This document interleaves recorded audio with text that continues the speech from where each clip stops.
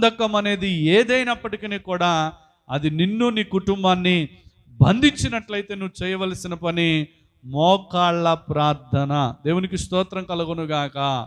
పక్కమిటలు చేయబట్టుకొని చెప్పండి, ఏం చేయాలండి? మోకాళ్ళ ప్రార్థన.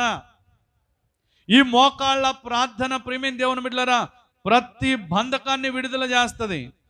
రాత్రికాల సమయంలో దేవుని పాదాల దగ్గర చేసే ప్రార్థన దేవుడు అంగీకారంగా మారుస్తాడు.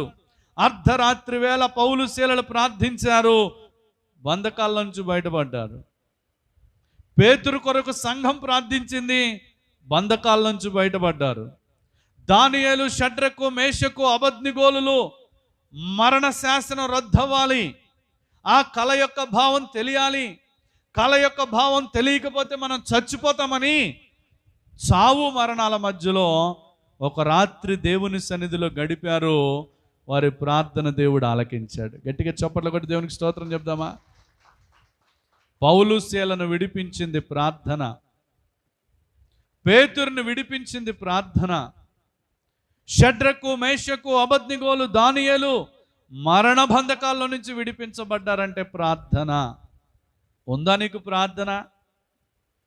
అపవాది ఎవరిని ప్రార్థన చేయనివాడు, అపవాది ఎవరిని ప్రార్థనకు రానివాడు, ఉపవాస ప్రార్థనలకు అసలే రానివాడు, విజ్ఞాపన ప్రార్థనలకు అసలే రానివాడు.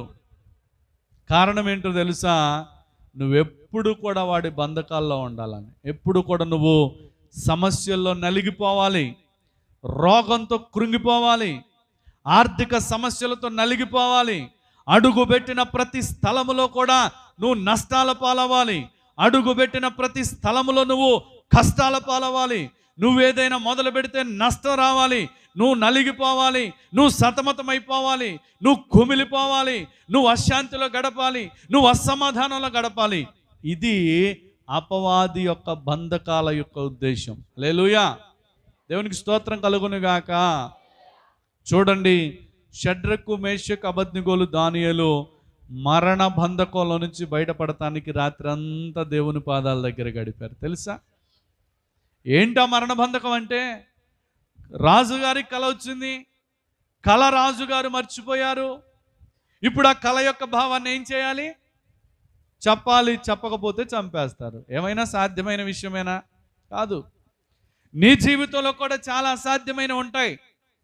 నువ్వు నలుదిక్కులు తిరిగి చూసినా నీకు దారి కనబడదు, నలుదిక్కుల తిరిగి చూసుకుంటున్నా నీకు సరైనటువంటి మార్గము కనబడదు. అలాంటి సందర్భంలో నువ్వు చేయగలిగినటువంటి ఒక శుభవచనాన్ని నేను పలుకుతాను. ప్రేమైన దేవుని బిడ్డలారా, అడుగుడి మీకు ఇయ్యబడును, వెదకుడి మీకు దొరుకును, తట్టుడి మీకు తీయబడును, అడుగు ప్రతివానికి ఇస్తానని చెప్పిన దేవుని పాదాలు నువ్వు పట్టుకోగలిగినట్లయితే ఖచ్చితంగా ఏ బంధకాల్లోనైతే నువ్వు పట్టి పీడించబడుతూ ఉన్నావో ఆ బంధకాల్లో నుంచి దేవుడు విడిపిస్తాడు. దేవునికి స్తోత్రం కలుగునుగాక.